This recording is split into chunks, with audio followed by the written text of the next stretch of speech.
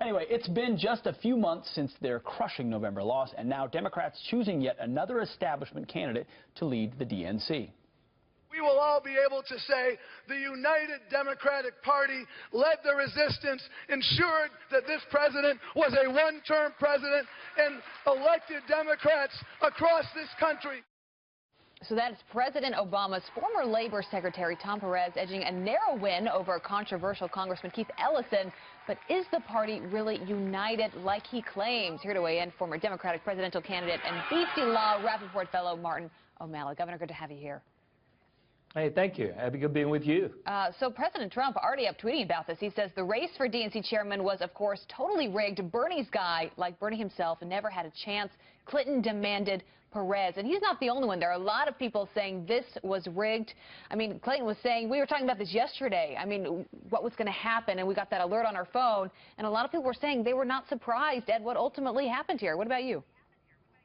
Well, look, I was supporting Pete Buttigieg, the mayor from South Bend, Indiana. That was my choice for DNC chair.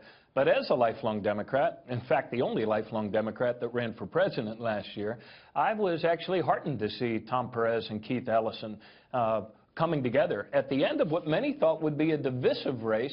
Turned out to be actually a very unifying race. But the real reform of the Democratic Party isn't going to happen out of Washington. It's happening in places like that swing district in Delaware yesterday that Stephanie Hansen won by 16 points, that Democrats only won by 2 points a few years before. So this is the groundswell that's really reforming our party, not what happens at the DNC meeting. No, but Governor, you talk about unity. And, I'm sorry, I just don't buy the idea that the party is unified. We had Tez Figaro on the show earlier this morning. She had given about 6 months of her life campaigning for Bernie Sanders. She lost her mom to cancer during that.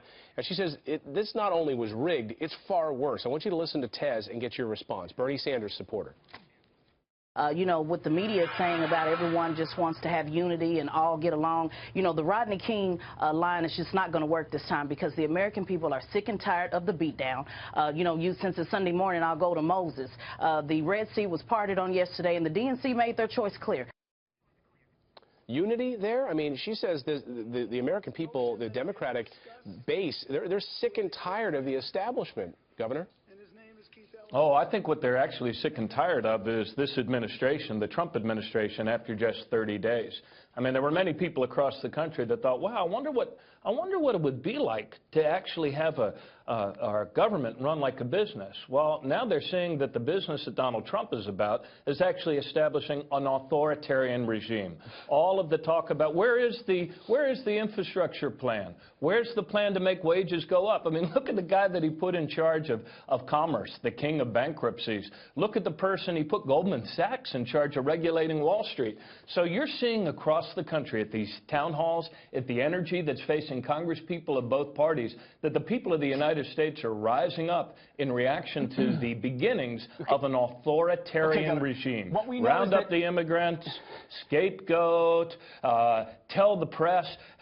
No president in history ever told the New York Times they weren't a reputable news organization and can't come to briefings. Correction, it's the failing New York Times. But, Governor, we know you're outraged. We know you guys don't like Donald Trump. That's clear. You use words like authoritarian. Others use Hitler, round up. Those are nasty words. And the party's unified in their hatred of him. I've never used Hitler. No, I always use the word fascist. Okay, fascist. No, I use fascist, thank you for not softening Hitler. to fascist. But Sure.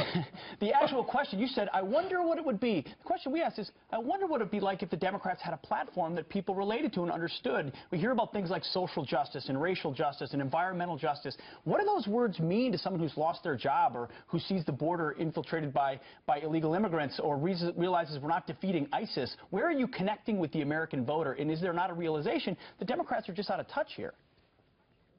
Oh, look, clearly, the candidate that we nominated to lead our party did not have the credibility to deliver the message that our country is creating jobs, but we now have to make wages go up. And to your point about immigration, I mean, everything about Donald Trump's little illusions of immigrants destroying our way of life. I mean, net immigration from Mexico last year was 0. meaning more people left here from Mexico than came here from Mexico. Everything about Donald Trump's economic policies are a lie. You're not going to make wages go up by doing away with the minimum wage. Governor, your response to my question just a few moments ago was about this administration. And you heard from Tez saying that this party is not unified because we are sick and tired of the Democratic establishment. She didn't mention Donald Trump at all when she was talking. And this idea that Donald Trump is the problem, this resistance, is that going to be the Democratic Party platform going forward? Resist and persist? We heard that from Hillary Clinton yesterday.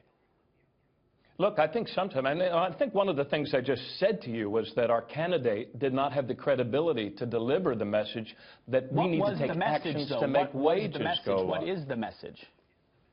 The message is that we need to restore common sense wage and labor policies that actually allow people who work hard to get ahead. We need to invest in our country and her ability to create greater opportunities for our kids, like affordable college, like the new jobs of this new era. We need to acknowledge science, and we need to harness climate change to create jobs, not deny it. And we need not scapegoat the latest generation of arriving new American immigrants. Look, the bottom line is we are a party that's about opportunity and justice for all. And I wish Tom Perez and Keith Ellison well, but you know what I'm most encouraged by? I'm encouraged by the groundswell of support rising up by people who want to take back their country. We've got to run, but some work to do. Good to have you here this morning.